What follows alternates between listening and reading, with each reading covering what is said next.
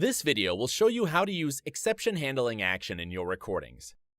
Exception handling action ensures safe execution of your recordings by telling a robot what to do if something unexpected happens.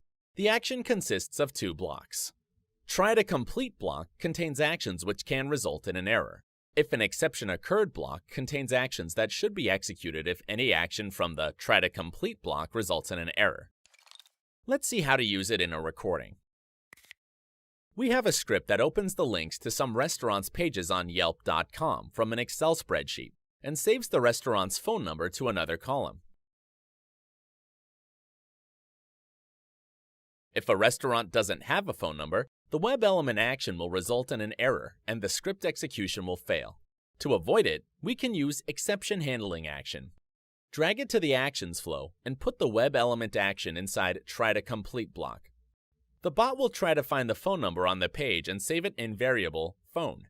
And if it fails, the bot will execute actions from if an exception occurred block. For example, it will set value no phone number to variable phone, which will then be pasted in Excel. Let's see how it works.